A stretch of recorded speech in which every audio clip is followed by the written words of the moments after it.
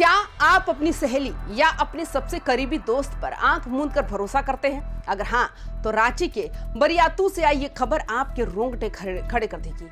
सोचिए, एक छात्रा जिसे करियर बनाना था, उसकी डेंटिस्ट्री यानी एमडीएस की पढ़ाई कर रही थी, उसे उसकी अपनी ही सहेली ने एक ऐसी पार्टी में बुलाया जहां खुशियों का केक नहीं बल्कि बर्बादी का जाल बिछा हुआ था। सवाल ये है कि क्या बेटियां अपने घर के आसपास भी सुरक्षित नहीं है? क्या दोस्ती जैसा पवित्र रिश्ता अब सिर्फ एक धोखा बनकर रह गया है? आखिर 20 दिनों तक कौन इस छात्रा की जासूसी कर रहा था, और वो कौन सा पिज्जा था जिसे खाते ही एक हंसती खेलती जिंदगी अंधेरे में डूब गई?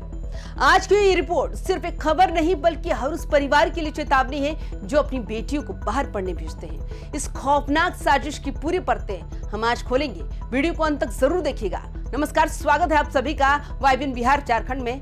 मैं हूं आपके साथ मुदिता त्रिपाठी। बात करते हैं राज्य की। पुलिस की शुरुआती जांच में जो सच सामने आए वो किसी फिल्म की स्क्रिप्ट जैसा डरावना था।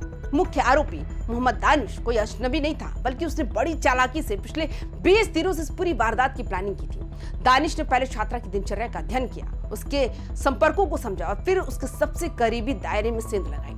यहाँ सबसे बड़ा सवाल खड़ा होता है सहेली ओली पर। जिस सहेली पर छात्रा को सबसे ज्यादा भरोसा था, उसी ने दानिश के साथ मिलकर उसे गोकुल वाटिका स्थित एक फ्लैट में बुलाया। बहाना था बर्थडे पार्टी का। छात्रा को लगा कि सहेलियां साथ होगी, हंसी मजाक होगा, लेकिन उसे क्या पता था कि वहां सहेली के भेष में दुश्मन उसका इंतजार कर रहे हैं। यहाँ सबसे बड़ा सवाल उस सहेली ओली पर खड़ा होता है। आखिर एक लड़की ने दूसरी लड़की के साथ ऐसा कैसे होने दिया? पुलिस इस बात की भी तहकीकात कर रही है। क्या उस सहेली को इसके बदले पैसों का लालच दिया गया था या दानिश ने उस पर कोई दबाव बनाया था? क्योंकि जब छात्रा अचेत हो रही थी तब उसकी सहेली वहां से गायब क्यों थी? क्या उसे पता था कि कमरे के अंदर क्या होने वाला है? बरियातू की इस घटना ने गर्ल गैंग और सहेलियों के बीच के भरोसे को एक बड़ा झटका दिया।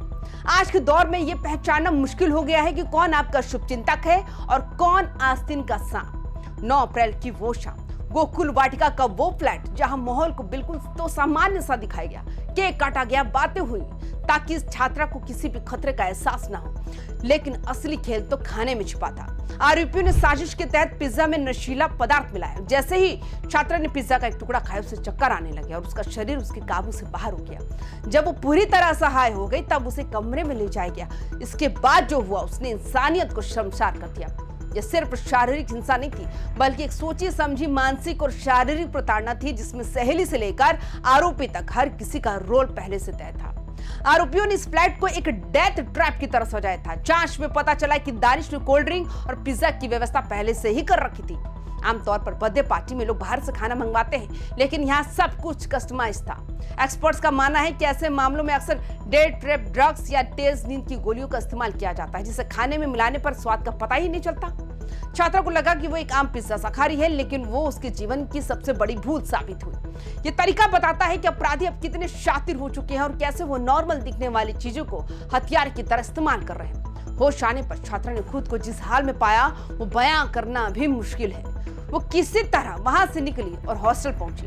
2 दिनों तक वो डर और दर्द के बीच तड़पती रही, लेकिन 11 अप्रैल को जब उसकी हालत ज्यादा बिगड़ी तो उसे ऑर्किड अस्पताल में भर्ती कराया गया। मेडिकल जांच के दौरान डॉक्टरों को मामला संदिग्ध लगा और तुरंत पुलिस को सूचना दी गई। यही से उस छात्रा की हिम्मत की दास्तां शुरू होती है।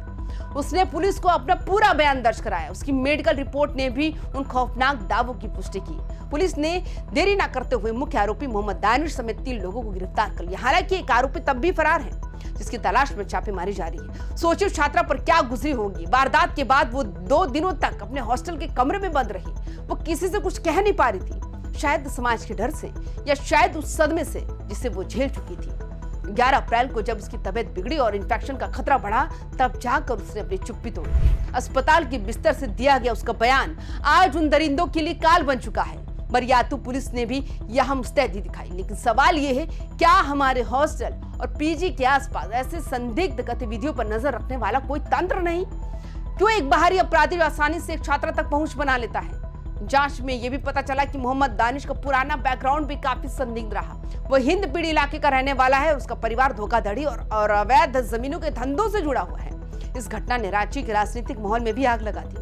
बीजेपी ने सरकार पर हमला बोलते हुए इसे कानून व्यवस्था की विफलता बताया। सवाल यह है कि क्या अपराधियों में अब पुलिस का खौफ खत्म हो गया है? क्या छात्रा को सुरक्षा देना अब राज्य सरकार की प्राथमिकता नहीं है? रांची के सामाजिक हलकों में इस बात की भी चर्चा है क्या दानिश किसी बड़े नेटवर्क का हिस्सा है। जिस तरह से 20 दिनों की प्लानिंग की गई, जिस तरह से करीबी को मोहरा बनाया गया, वो किसी प्रोफेशनल क्रिमिनल माइंडसेट की गवाही देता है। बीजेपी ने तो यहां तक आरोप लगाया कि झारखंड में ऐसी घटनाएं एक खास पैटर्न के तहत बढ़ रही हैं। राजनीति अपनी जगह है, लेकिन हकीकत यह है कि आज एक परिवार अपनी बेटी को उच्च शिक्षा के लिए भेजने से पहले 100 बार सोचेगा। प्रशासन को अब सिर्फ गिरफ्तारी नहीं बल्कि ऐसी सजा दिलानी होगी जो नजीर बन सके। तो दोस्तों, रांची की घटना हमें बहुत कुछ सिखाती है। खतरा अब अनजान गलियों में नहीं बल्कि उन चेहरों के पीछे भी हो सकता है जिन्हें हम रोज देखते हैं। अपनी सतर्कता ही सबसे बड़ा हथियार है। बरियातू की इस घटना पर आपकी क्या राय है? क्या आपको लगता है कि आरोपियों को ऐसी सजा मिलनी चाहिए कि जो दोबारा किसी की हिम्मत ना हो ऐसी साजिश रचने की? कमेंट बॉक्स में अपनी राय जरूर दें। खबर को ज्यादा से ज्यादा शेयर करें ताकि समाज में जागरूकता आए। रांची और झारखंड की हर बड़ी और सच्ची खबर के लिए देखते रहिए वाइबिन बिहार झारखंड। चैनल को सब्सक्राइब करें। फिर मिलेंगे एक नई रिपोर्ट के साथ। जोहार।